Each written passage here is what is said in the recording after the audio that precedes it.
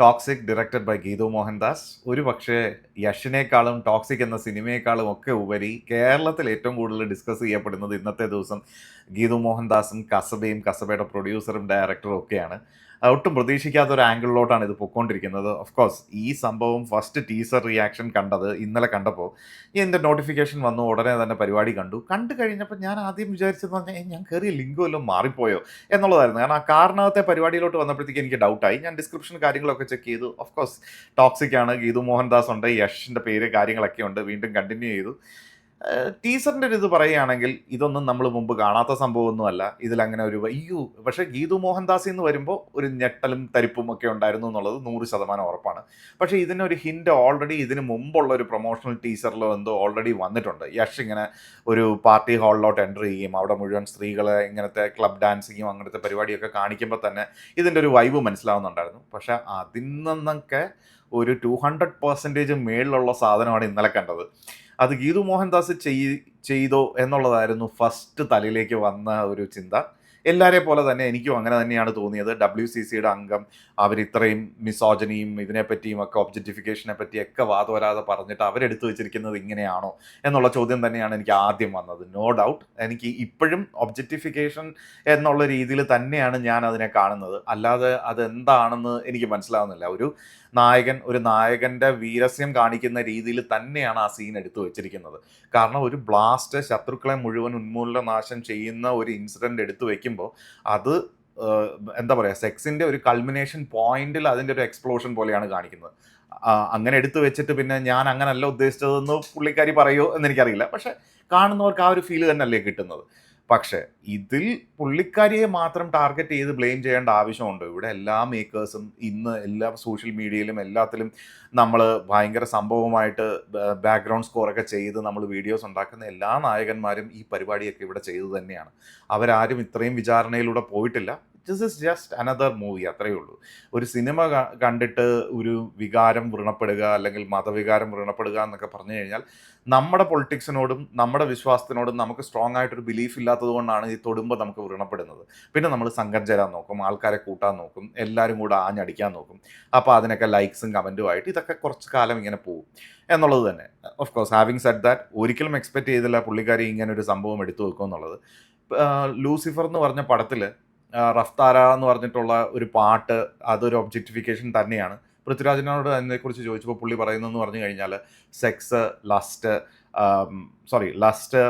Power, മണി ഇതിൻ്റെയൊക്കെ ഒരു culmination point ആയിട്ട് പുള്ളി കരുതി വെച്ചിരുന്ന ഒരു സീനാണ്. പുള്ളി അങ്ങനെ ഒരു ആംഗിളിലല്ല അതിനെ കണ്ടതെന്നാണ് പുള്ളി പറഞ്ഞത്. അപ്പോൾ അങ്ങനെയാണ്, ഓരോരുത്തർക്കും ഓരോ റീസണിങ് ആണ്, ഓരോ കാര്യങ്ങളാണ്. എന്താ പറയുക, ടീസർ അത്യാവശ്യം ഓക്കെയാണ്. ആ ഒരു ക്യാരക്ടർ എസ്റ്റാബ്ലിഷ്മെൻറ്റും കാര്യങ്ങളൊക്കെ നന്നായിട്ട് നടന്നിട്ടുണ്ട്. പക്ഷേ എന്നെ സംബന്ധിച്ചിടത്തോളം KGF 3 പോലെ ഒരു സംഭവം, അല്ലെങ്കിൽ KGF ഇന്ന് കുറച്ചുകൂടെ ഒരു ഹൈ പോയിന്റിൽ നിർത്താൻ വേണ്ടി ചെയ്തൊരു സംഭവം പോലെയാണ് തോന്നിയത്. യഷ് തീർച്ചയായിട്ടും ഇപ്പോൾ ഇന്നലെ തന്നെ ഷസാമിൻ്റെ അത് കോമഡി ആയിരുന്നു. ഷസാമിൻ്റെ റിയാക്ഷൻസ് കാര്യങ്ങളൊക്കെ കണ്ട് ഒരുപാട് ചിരിച്ചു. അതിലൊക്കെ പറയുന്നതെന്ന് പറഞ്ഞാൽ വിജയ് ഇനിയില്ല, വിജയ്ക്ക് ശേഷം വരുന്ന ഒരു ബിഗ്ഗസ്റ്റ് സ്റ്റാറായിട്ട് മാറാനുള്ള എല്ലാ പൊട്ടൻഷ്യലുള്ള ഒരാളാണ് യഷ്. കറക്റ്റാണ്, എനിക്കും അങ്ങനെയൊക്കെ തന്നെയാണ് തോന്നുന്നത്. യഷിന് അങ്ങനെ ഒരു സ്റ്റാർഡം വന്നു കഴിഞ്ഞു. ഇതിനകത്ത് കാണുമ്പോഴും ഒട്ടും ഓക്വേർഡ് ഫീല് ഒന്നും ചെയ്യുന്നില്ല. പക്ഷേ വേറെ എന്തെങ്കിലും ഈ ഗാങ്സ്റ്റർ പരിപാടി അല്ലാതെ എന്തെങ്കിലും ഒരു വെറൈറ്റി ഒക്കെ വേണ്ടേ?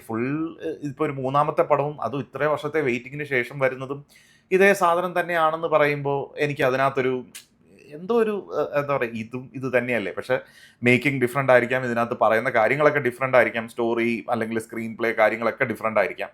പക്ഷേ അൾട്ടിമേറ്റ്ലി കൊണ്ടെത്തി നിർത്തുന്നത് ഒരേ ബോംബ് കഥ തന്നെയാണോ എന്നുള്ളൊരു തോന്നൽ തോന്നുന്നു. അതുകൊണ്ട് തന്നെ പുള്ളി ഒരു ഫാമിലി പടം ചെയ്യണമെന്നോ അങ്ങനെയൊന്നുമല്ല. പക്ഷേ മാസ് ആക്ഷൻ ഹീറോ ആയിട്ട് തന്നെ പുള്ളി പോട്ടെ. പുള്ളിയുടെ സ്റ്റാർട്ടിങ് സ്റ്റേജിലെ പ്രൈം ടൈമാണ്. തീർച്ചയായിട്ടും ഇത്തരം റോളുകൾ ചെയ്യുന്നതിനോ അല്ലെങ്കിൽ ഇത് കാണാതിരിക്കുമെന്നോ അങ്ങനെയൊന്നുമല്ല, തീർച്ചയായിട്ടും കാണും. ഏത് പടം വന്നാലും കാണും. രാജാസാബ് വരെ നമ്മൾ കണ്ടു. അപ്പോഴാണോ പിന്നെ ഇത്രയും പ്രോമിസിങ് ആയിട്ടുള്ള ടോക്സിക്ക് കാണാതിരിക്കുക? സോ അതിൽ ഗീതു മോഹൻദാസ് ഒരു പ്രശ്നമല്ല. ഗീതു മോഹൻദാസ് ചെയ്തത് ഒബ്ജക്റ്റിഫിക്കേഷൻ ആണെന്ന് തന്നെയാണ് എൻ്റെ ചിന്താഗതിയിലുള്ളത്. പക്ഷേ അനിമൽ ഒരു സിനിമ നമ്മൾ ആസ്വദിച്ച് തന്നെയാണ് കണ്ടത്. അതൊരു സിനിമയാണ്. അത് അനിമൽ എന്ന് പറയുന്നത് അയാളൊരു ക്യാരക്ടർ അങ്ങനെയാണ്, അത് അങ്ങനെ തന്നെയാണ് കണ്ടത്. ഇതും ആ ക്യാരക്ടർ അങ്ങനെ ആയിരിക്കാം, അത് അങ്ങനെ തന്നെ കാണുക. ഈ ക്യാരക്ടറൊന്നും എന്നെ ഇൻഫ്ലുവൻസ് ചെയ്യാൻ പോകുന്നില്ല, ഈ സിനിമ കാണുന്ന ആരെയും ഇൻഫ്ലുവൻസ് ചെയ്യാൻ പോകുന്നില്ല. ഇത് കണ്ടിട്ട് അങ്ങനെ വിചാരിച്ച് നടക്കുന്നവരുടെ തലയ്ക്ക് ഓളം എന്നല്ലാതെ ഈ വിഷയത്തിൽ എല്ലാത്തിലും നമ്മളിങ്ങനെ പ്രതികരിക്കേണ്ട ആവശ്യമുണ്ടോ? എല്ലാത്തിനെയും ട്രോൾ മെറ്റീരിയൽ ആക്കേണ്ട ആവശ്യമുണ്ടോ? വലിയ സുഖമുള്ള ഏർപ്പാടൊന്നും അല്ലെന്നേ. നമ്മുടെ കോറുള്ള ആൾക്കാർ തന്നെ നമ്മളെ ഒരു പരിധി വിട്ട് കളിയാക്കുമ്പോൾ നമുക്കത് എടുക്കാൻ പറ്റൂല. അത് പ്രായം ചെറുതോ വലുതോ അമ്മാവൻ സിൻഡ്രോമോ എന്ത് പറഞ്ഞാലും ഒരു സ്റ്റേജിനപ്പുറം നമുക്ക് ഈ കളിയാക്കലുള്ളൊന്നും നമ്മളെ കളിയാക്കേണ്ട ആവശ്യമില്ല. നമ്മൾ വേറൊരാളുടെ ഈ പറയുന്നവരുടെ ആരുടെയും രീതിയിലല്ല നമ്മൾ ഈ കാര്യങ്ങളൊക്കെ ചെയ്യുന്നത്. സോ ഇതൊക്കെ ജസ്റ്റ് ഒരു പാസബിൾ സംഭവമായിട്ട് വിടുക. അൾട്ടിമേറ്റ്ലി ജസ്റ്റ് ഒരു സിനിമയാണ്. നമ്മൾ നമ്മുടെ രാഷ്ട്രീയക്കാരെ പോലും ഇത്രയും നിശിതമായിട്ട് വിമർശിക്കുകയോ ഡെയിലി സഭ കൂടുമ്പോൾ അതിൻ്റെ സ്റ്റേറ്റ്മെൻ്റ് എടുത്ത് വായിച്ചിട്ട് ഇന്ന് ഇയാൾ ഈ പറഞ്ഞത് എന്താണ്, നമുക്ക് പ്രയോജനമുള്ള ഒരു ഡെവലപ്മെൻറ്റ്സും ഇന്ന് പാർലമെൻറ്റിൽ നടന്നിട്ടില്ല, അങ്ങനെയുള്ള കാര്യങ്ങളൊന്നും നമ്മൾ ചെയ്യുന്നില്ല. അപ്പോൾ ഒരു സിനിമയെ നമ്മൾ ഇത്രയും നിശിതമായിട്ട് വിമർശിക്കണോ, അതിന് ഇത്രയും പൊളിറ്റിക്കൽ കറക്റ്റ്നെസ് കണ്ടെത്തണോ എന്ന് ചോദിച്ചാൽ ശരിക്കുള്ള പൊളിറ്റിക്സിൽ നമ്മൾ അത്രയൊന്നും ഇൻവോൾവ് ആകുന്നില്ല എന്നുള്ളതാണ് സത്യം. ഇത് സമൂഹത്തിനെ ബാധിക്കും എന്നുള്ള രീതിയിലൊക്കെ ആണല്ലോ നമ്മൾ ഈ ഡിസ്കഷൻസ് പോകുന്നതും ട്രോൾ ആവുന്നതും കാര്യങ്ങളൊക്കെ. മിസോജനി, എന്താ പറയുക, അങ്ങനത്തെ കാര്യങ്ങളിലോട്ടൊക്കെയാണ് ഇത് പോയിക്കൊണ്ടിരിക്കുന്നത്. അപ്പോൾ എനിക്കിതൊരു ജസ്റ്റ് അനദർ മൂവി. എന്താ പറയുക, ഇഷ്ടപ്പെട്ടാൽ തീർച്ചയായിട്ടും നല്ല റിവ്യൂ പറയും, അല്ലെങ്കിൽ ജസ്റ്റ് അതിൻ്റേതായിട്ടുള്ള കാര്യങ്ങൾ പറയുന്നതിനപ്പുറം ഇതിന് അത്ര ഇമ്പോർട്ടൻസ് തൽക്കാലം ഞാൻ കൊടുക്കുന്നുള്ളൂ.